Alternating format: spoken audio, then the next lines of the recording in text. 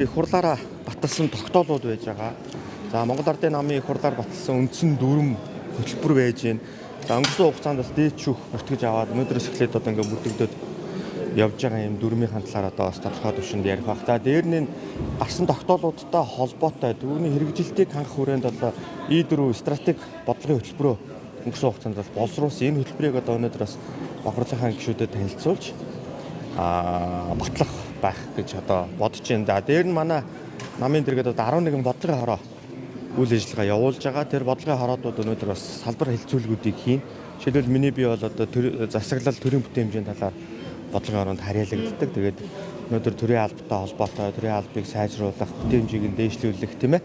Цомхон болгох гэдэргээд олон зүйлүүдийг одоо ярьж байгаа. Энэ бодлогын хороо хамар хүрээний асуудалтай энэ асуудлууд ингээд яригадаад тэгээ бодлогын хороод нь буцааж одоо баг хурлаа нэгдсэн байдлаар гаргасан дүгнэлтээ танилцуулаад тэр нь өнөөдөр баг хурлын тогтоол болоод гарах байх гэсэн ийм л одоо төсөөлөлтөд орж ирж байна. Засгийн газарт хариуцлага хүлээл засгийн газрын зарим сайд нарын ажлыг нь хилцхийн талаар ярилцсан. За өнөөдрийн баг хурал дээр бол тийм асуудал ярихдаггүй байх гэж бодож байна. Тэгээ ер нь бол өнөөдөр үндсэн хуулиар олгогдсон эрхийн засгийн газрын гишүүнд хариуцлага тооцох тийм ээ.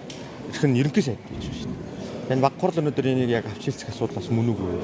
Засгийн газрын хувьд бол бүтэн бүрэлдэхүүний асуудлыг л одоо улс төрийн нам ярих хэмжээнд байна уу гэхээс нэг сайдыг онцолж ярьдаг юм асуудал хуулиараа баг. Танай нам дээр нийслэлийн Монгол Ардын намын хороо чиглэсэн улс төр явж гин үү?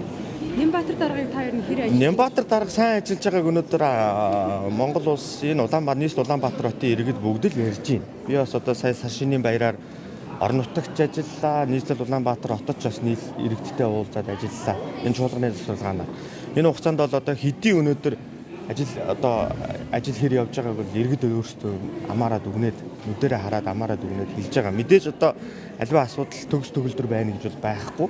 Гэхдээ тодорхой төвшөнд энэ өнгөрсөн хугацаанд энэ өвлийн одоо агаарын бохирдол буурсан хэлбэрүүдийг харахад энэ газар чөлөөлөлт, энэ дахин төлөвлөлт, энэ төгжрлийг бууруулах олон шаттай арга хэмжээ авж байгаа гэдэг энэ олон зүйлүүд дээр бол иргэд бол хамсаатай байна гэдгийг бол харсан.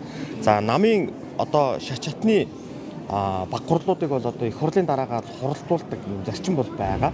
Өнөөдрийн байдлаар ямар нэгэн байдлаар энэ удирдах зөвлөл холбогдох гүйцэтгэх байгууллагын шийдвэр нь гарч энэ аймгийн ч юм уу энэ нийслэлийн ч юм уу баг хурлыг хуралдуул гэсэн ийм товбол тогтсон зүйл бол байхгүй байна. Хэрвээ тогтсон тохиолдолд дүрмийн дагуу тодорхой хугацаанууд байж байгаа.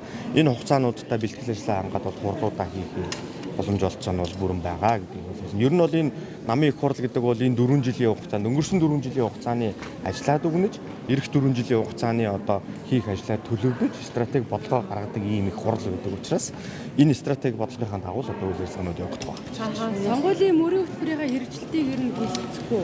Хэлэлцэн. Энийг бол одоо цаг тухай бүрдэнд бид нэр хэлэлцээж. Өнөөдөр энэ биелэх бүрэн боломжтой ямар заалтууд нь байна? Боломжгүй одоо ямар заалтууд байна? Төсвийн хөрөнгө шаардлагатай ямар заалтууд байна? Магадгүй одоо төсвийн хөрөнгө шаардлагагүйгээр зохион байгуулалт хийгээд одоо сайжруулаад хэрэгжүүлэх боломжтой заалтууд байна гэдэг талаар нь өнөөдөр миний түрүүний ярьсан 11 бодлогын хороо чиглэлээр нь ингээд барьж аваад. За өнөөдөр эхний байдлаар бол одоо хууль эрхцэн төвшөндөө бид нэр мөрийн хөтөлбөр хэрэгжих боломж олцоо нь юу вэ гэдгийг харах хэрэгтэй.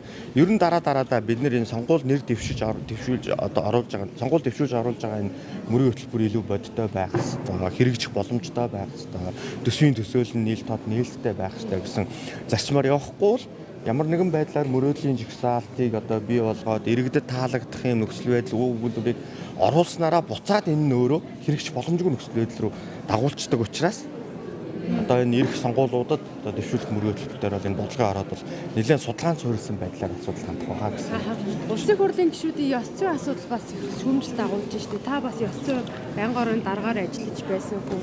Монгол Ардын нам ирэх барьж байгаа намын үед энэ гишүүдийн ёс зүй цахилгаан хариуцлага сайжруулах зүйлээр юу хийв? Ёс зүй гэдэг бол штэ нийгмийн хэм хэмжээ юм аа. Өнөөдөр одоо жишээлбэл мэрэгжил дээр ёс зүй асуудлуудыг ярьж болно. Эмчийн ёс зүй, багшийн ёс зүй, улс төрчийн ёс зүй гэдэг одоо янз бүрээр ингээд ангилж ярьж болно.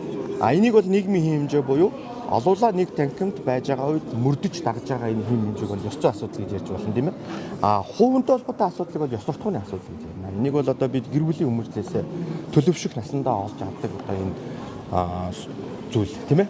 Тэгээ өнөөдөр бол хувийн ёс суртахууны асуудлыг ёс зүйн асуудалтай хутгаж холбож одоо ингэж ойлгож тайлбарлаж ярих нь өөрөө нэгдүгээр буруу юм байна.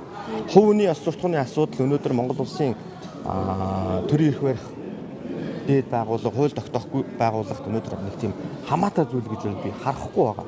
Өнөөдөр тэр хүн өөрийн байр сууриа илэрхийлээд, үжил бодлоо илэрхийлээд, сошиал орчинд одоо цацсан түгээсэн зүйлийг яагаад өнөөдөр парламент авч хэлцэх ёстой юм. Өнөөдөр бид нар тулгамж байгаа олон асуудал байна шүү дээ. Эрчим хүч, эдийн засаг, ажилгүйд ядуурл гэдэг олон зүйлүүдэл энэ лүгээ бид бодлого гаргаад явуулахаас нэг хувийн ёс суртахуунтай холбоотой асуудлыг бол тэр хууль дүрмийнхээ хүрээнд одоо тэр дэд хороомороо хилцэж явдаг болов гэхээс нэг парламентын төвшөнд авч үзээ. Дээр нь эмэгтэйчүүдийн квотын төвшин хөндөөр энэ жагсаалтын намын жагсаалтын гишүүдийн асуудал руу хөндөөд ингэ явж байгаа нь илүү одоо хитрхи туйлширсан нөхцөл байдал байна уу гэж одоо надад ажиглагдаад байна. За